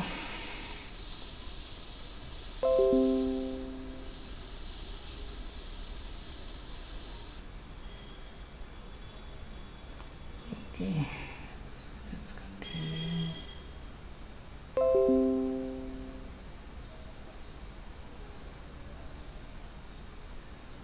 So now we'll continue with our fourth cloud infrastructure mechanism, which is cloud usage monitor. So far we looked at one mechanism that was managing networks, which is like your VLANs, right? Um, another infrastructure mechanism which was managing machines, which is your virtual server, hypervisors, virtual infrastructure management. And your third cloud infrastructure mechanism was about storages, right? So we looked at block storage, file storage, database storage, right? And what was the other one? Yeah, your file, block, database storage, and object storage, right? Yeah. So now we are looking at cloud usage monitor. So what does this mean? It means now that everything is there, we have to measure, right? We have to monitor, not only measure, but we have to monitor, right? If everything is running as intended, because there are 10,000s of machines running, 10,000s of terabyte storage being used. There are 10 million customers. How can we monitor everything? Everything has to be monitored. It cannot be that some person is sitting there, right? So cloud usage monitor is very important. So cloud usage monitor, you can think of this as a program, right? A program which is responsible to see whether you are fine, whether that is like your your parents, right? Your parents will keep on calling you, are you doing okay, right? Or your doctor will tell you, have you taken your medicine? So that is like your monitor program, which is monitoring the health of the system, the whether and looking for any problems. So cloud usage monitor mechanism is a lightweight and autonomous software program responsible for collecting and processing IT resource usage data. So the moment I say resource, it would mean machines, it would mean processors, memory, storage, networks, everything, right? The IT resources such as virtual server status. So I want to know whether my CPU is running or not, whether my memory is full or not, whether my storage is enough or not, right? So at every given time I have to look for the status, the network status. I want to see whether what is the bandwidth, what is the speed of my network, right? If my speed of my network is below par, then I'm not meeting the service level agreement. Maybe I have promised my customer that I'm going to give you a very high speed network, but if my bandwidth is low, then how will I know? I have to monitor it, right? So latency, throughput, everything is related to it. So at this moment, I hope you understand what is the meaning between bandwidth, latency, and throughput. So where is the diagram?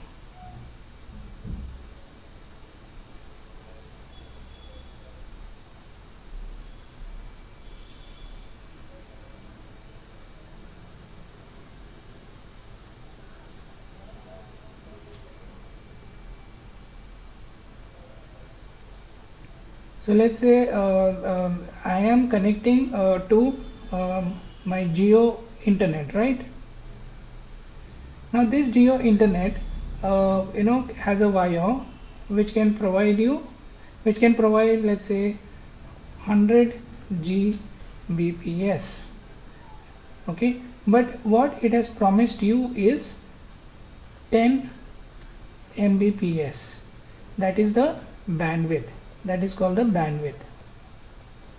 How much of data? So bandwidth of the network is 100 Gbps.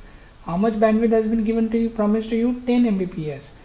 So this bandwidth is shared with everyone, right? With all the other customers. So the maximum bandwidth that the Jio can give you is 100 Gbps. Out of that, it has to make sure that this much bandwidth is always available to you. Otherwise, that service level agreement is broken, right? So that is what cloud does. It gives you a particular promise that this is the bandwidth that you're going to give. This is a latency that you're going to get. So what does a latency means? So let's say you want to send data to B, right, over here. So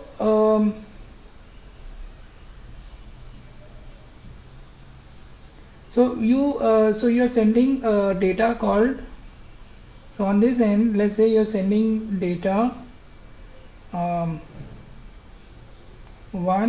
2 3 4. This is one pack of data you're sending. Let's make it blue. Then before you send the data, you send one, right? That is how your networks may work. It may break up your 1 2 3 4 into packets. So your basically your latency time would be how much time it took for data to travel over here, and how much time B said and B would have acknowledged that I've received it and come back to you, right? How much time did it take? It may have taken 5 let's say 2 seconds, or maybe 1 second, or it may be a microsecond. It can be anything. It took 1 second. So the time taken to travel for you can say a single packet would amount to latency. Your throughput would be how much time it took for me to send all the data. This is what I'm using in the application, right? So my app is there, and my app has to send 4 rows to the database. So when I am replicating 4 rows in the database, what is my throughput? It means how much time I'm taking, right? Again, so am I able to manage 4 rows per second, something like that. So now I hope you understood bandwidth, latency and throughput.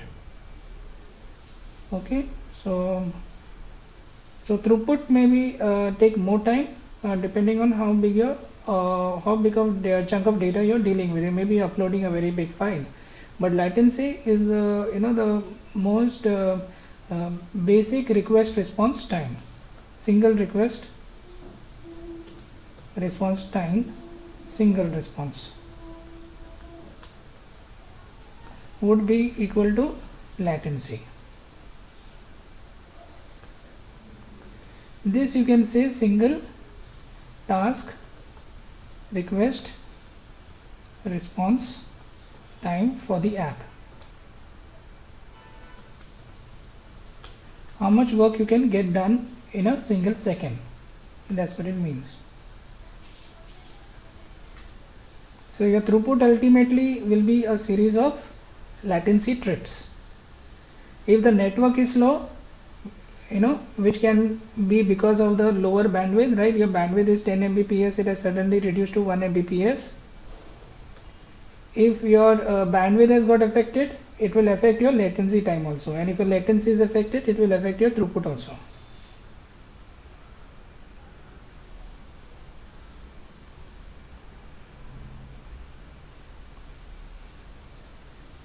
So that kind of usage monitor, so somebody has to monitor not only the virtual machine, but it has to monitor the networks also. Okay, what is the bandwidth, what is the latency, what is the throughput, because your geo may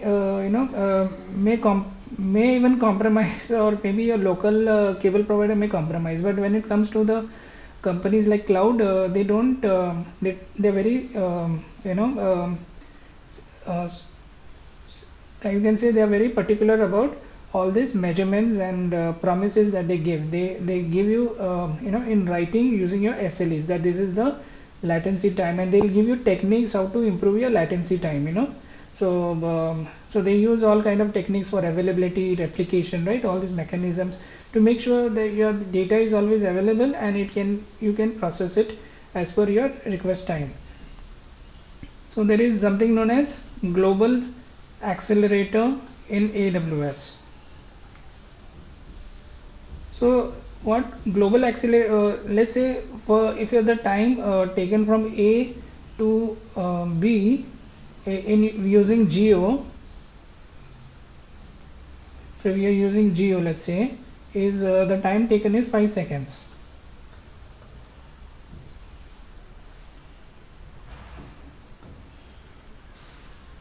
Now this network that you are using is your internet. We have discussed about this, right? That we may be using a geo network, or we may be using a private network of AWS itself, which is your AWS backbone network, which is separate from your geo network.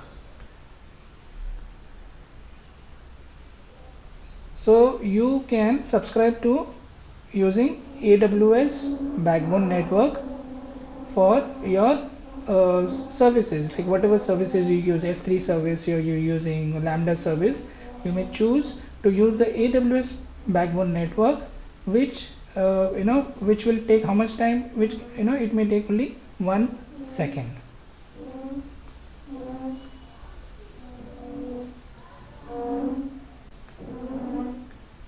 So you can test this time, how much time it takes on their website.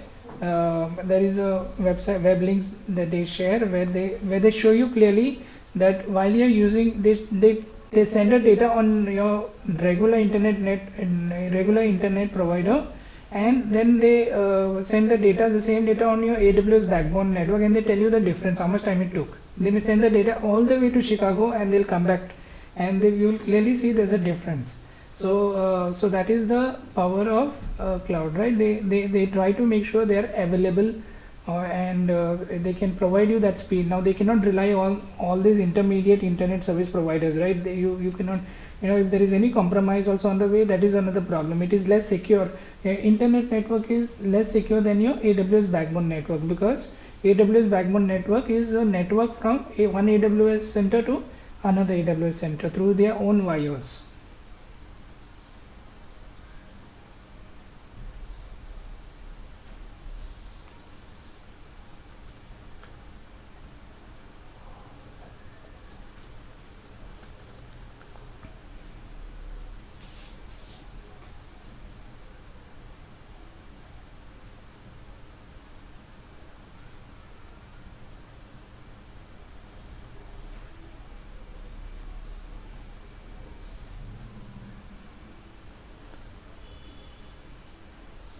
So the monitor collects this data and stores it.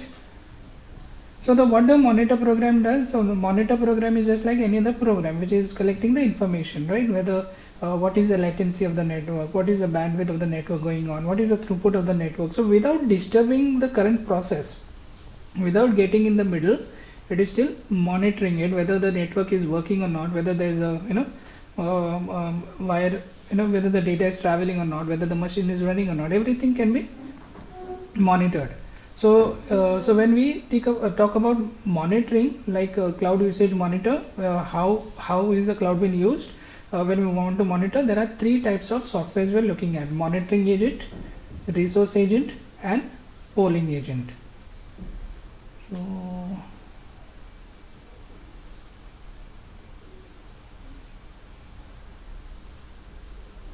So a monitoring agent is like an intermediate event-driven program that exists as a service agent and resides along existing communication paths to transparently monitor and analyze. So you see there is a cloud service. Now this cloud service can be anything. This can be S3, this can be Lambda, can be your database. Everything and any service that you're using on AWS is a cloud service. So what is this in between? That before the cloud consumer enters the cloud network, so this will be all inside what parameter? Logical network parameter. Inside that logical parameter, all your virtual machines will be there, or everything will be there. So and different consumers also internally will have their own internal subnets. Okay, so the service request is coming here. The firewall is checking whether this consumer is okay or not okay. If any denial of service attack is going on, this is the place where they will look out for, a firewall will look out for that. If everything goes okay, then the monitoring agent, before it goes to the cloud service, who is seeing this data traveling?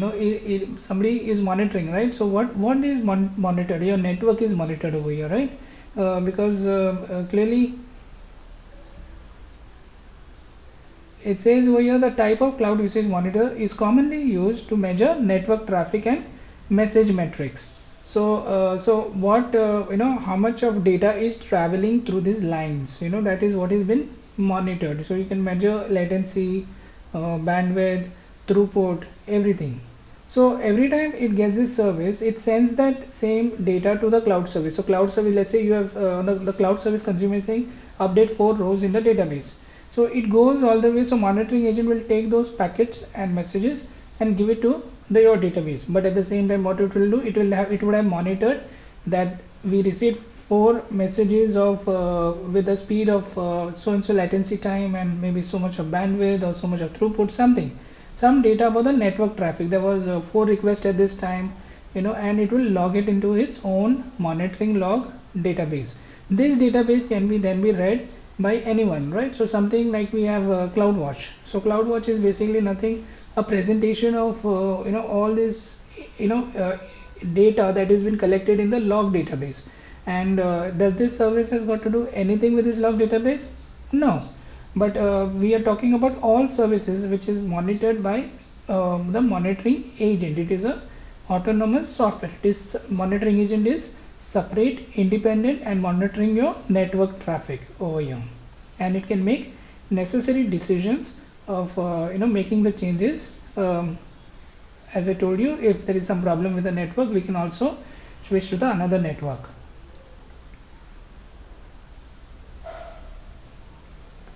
So step number 1, cloud service consumer sends a request message to a cloud service. That is number 1. The monitoring agent intercepts the message to collect the relevant usage data. So at this step, the monitoring agent has already collected your data before allowing it to continue to cloud service, which means before it reaches the cloud service, it has collected your data. What data is coming in? What is the network traffic that is coming in? 3B, what happens? At step 3B, monitoring agent stores the collected usage data in the log database. So after it has sent to the cloud service, it is also logging whatever information it has collected. It is not actually reading the actual data, okay? It is actually just reading your network traffic, how much traffic, the number, the final number. It is not like reading all the information. If they have done that, then it would have delayed the receipt of the message, right? So the monitoring agent has to monitor it very quickly and forward it to cloud service. There cannot be very less delay. There cannot be no disturbance in the process. So the monitoring agent stores the collected usage data in the log database. The cloud service replies with a response message, right? So this cloud service, okay, says I have updated the 4 rows, and now it goes back, and as it goes back also, the firewall is watching, that who from the inside is sending the request, and the request is finally sent to the cloud service consumer. So that is sent back to the cloud service consumer without being intercepted by the monitoring agent.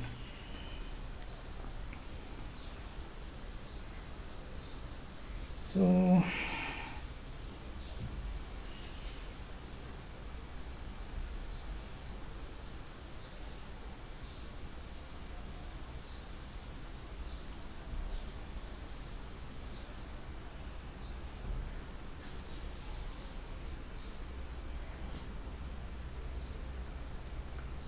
okay, so what does event driven program means? Okay, event driven program is means is is like an alarm. Okay, we are putting an alarm, only then you will wake up.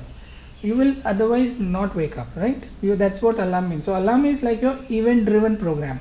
So now you cannot keep running the monitoring agent all the time, 24 hours. It is like somebody has to raise an alarm. So the firewall or somebody in between, whenever the data comes in, the circuitries or the software, something will trigger the agent, and coming in, somebody is coming in. It's like the security camera has got a face recognition software.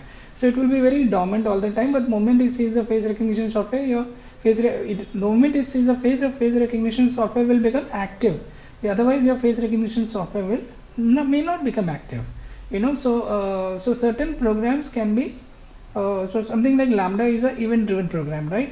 So Lambda function can be invoked as soon as there is a request coming from cloud service consumer. Somebody is calling that function, only that time it is invoked, and that is what is meant intermediate event driven program, which means I am not running all the time.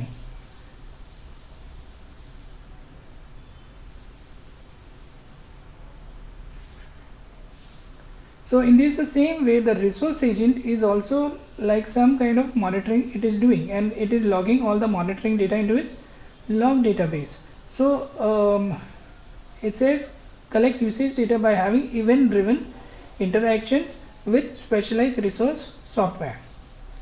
This module is used to monitor usage metrics based on predefined observable events at resource software level, such as initiating, suspending, resuming, and vertical scaling.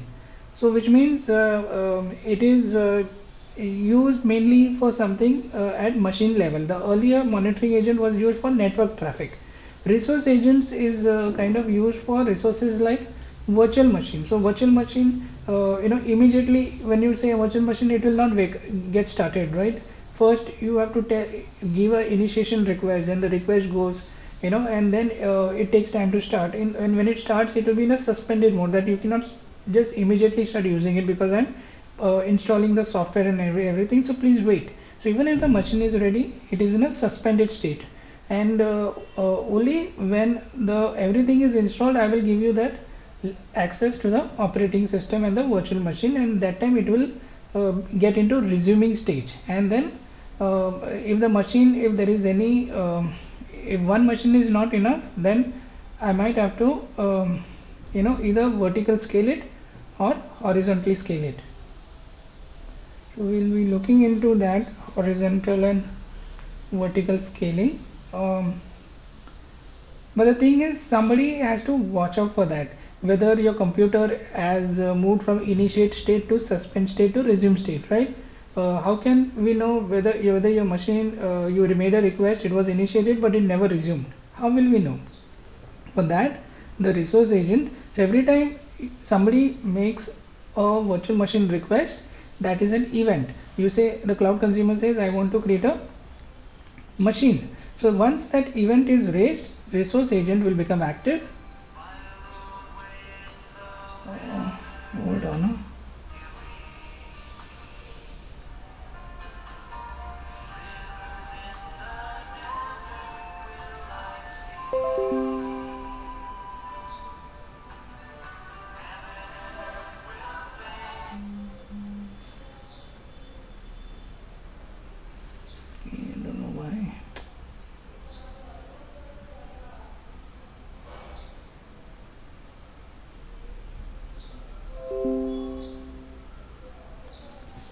So as I told you, the resource agent will become active, right? Once somebody gives a virtual machine request, So but once a virtual machine request is given, it goes through, the machine will not start immediately. It moves from initiating state to suspend state to resume state. Okay, so all that states have to be watched out by the resource agent, and resource agent will be actively monitoring that entire process as it move from initiating to suspend state, as it move from suspend state to resume state, and then it will keep on logging. It will say virtual machine initiated at time 5:20, then it was in a suspended state for 4 minutes, 5:24, and maybe at 5:25 your machine was actually resumed. All these three data records will be stored as 3 records in log database for one virtual machine. And in the same way, any storage or anything that your any resource you're requesting on the cloud, they will not be provided immediately. They move from state to state, and that state has been watched by your resource agent. Your resource agent is monitoring what? A resource. Your monitoring agent is monitoring what? Your network.